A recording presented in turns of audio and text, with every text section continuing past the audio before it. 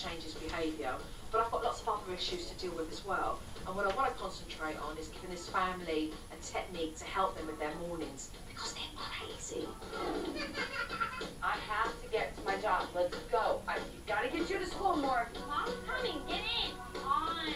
A chaotic morning can certainly lead to a troublesome day if you allow it. You'll see there are 3 shelves, Tiffany, Tori and Madison. And what I would like you guys to do is to take these shelves up into their rooms, Okay. and pack their outfit for the morning. The actual key thing to do is to start doing things the night before. Let's follow through with it. Okay, let's get choosing something for tomorrow. Let's get your clothes, come on. The girls were so excited to pick out their clothes and to put it in their shelves. Go put your socks on the drawer. Oh, you want your pajamas in there too? Very good. And once the shelves were ready, it was time to establish a morning routine. At 5:30, Mum up and getting ready. 6 o'clock, Morgan. Up. Morgan being late is probably one of the biggest issues we have in the house. It has to be stopped. I have to find a better way to make things happen. So for this to work, what does it take? Everybody doing what they need to do. Yeah. We put good things in place, but I wasn't entirely convinced that this family were going to do the morning routine. So the next morning, I had a little surprise for them.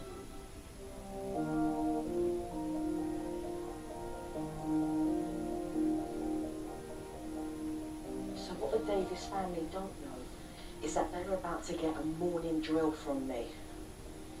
As you can see, it's 5:30 in the morning. That's when they should be up and ready. So let's go.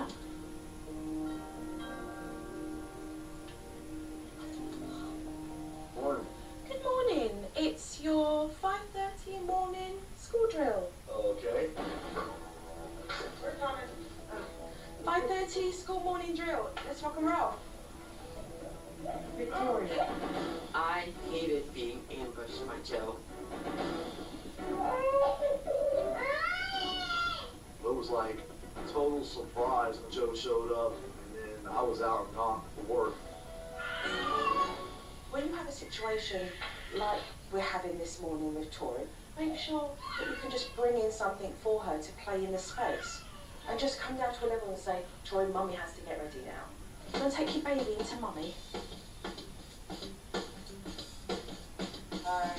When I woke up to Joe, I was surprised because I wasn't expecting her there, and I was worried about my mom because I didn't know if she would have the girls dressed on time. Good morning.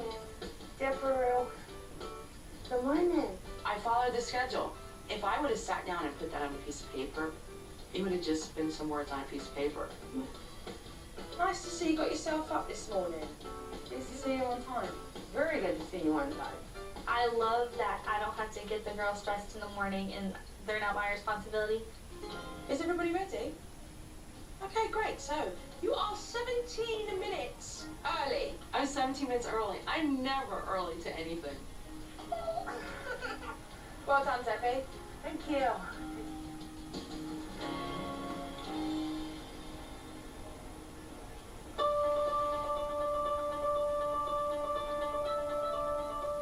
It's important for Morgan to get to school on time, but it's equally important that Morgan has a good relationship with her father.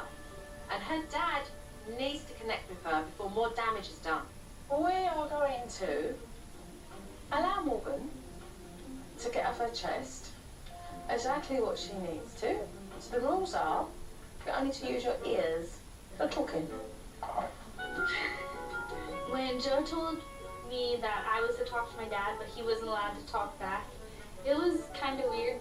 Well, I don't like how whenever Mom and the girls and Philip come around, you're always different around them. Like, if it's just me and you, you're cool, but then when they're around, you're like a big jerk to everybody. You make me angry. Whenever I say something, you're like, well, I'm an adult. And you can't use the excuse that you're an adult and I'm a child because I have to live here just like you do. That's what I've been trying to tell you. Just those little things for like the past forever, and you never listened to me or anything. I could tell that he was like thinking about what I was saying and that he actually listened.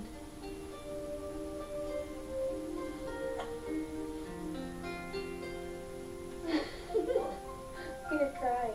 I'm on. Made a lot of good points. But I think you left out the name calling. That's gonna stop. Believe me. Even to the little girls, they'll Oh, stop? everybody. And Mom? And Mom, everybody. Goes everybody. Because you don't deserve to be talked to like that. So I'm gonna open my ears and listen to what you have to say. And I do owe you an apology for embarrassing you about your clothes. For Dad to actually admit his shortcomings and apologise to Morgan is a huge step forward in healing his relationship with his daughter. So this is what's happening. I'm leaving for several days, and when I come back, time will tell exactly what you guys have been sticking and making the effort to do it. I think we're gonna make it. I think we're gonna be able to do it. I really do. Mornings. Right. You have everything in place. Yep, before I left, I wanted to remind Dad of the promises that he's made during that family meeting. You said to me, I was arrogant, Right, ignorant, right. I knew no better. I know now I have effective techniques, and I want to be the father that receives and can give. Right. I'm willing to do the change. I want to do the change. Truthfully, I'm very nervous about it. I'm going now, and in several days, I'm coming back to see exactly what you guys did. Okay? Okay. Thanks, Joe. You're welcome. I'll see you when I get back. Alright, bye-bye. I'm gone for several days.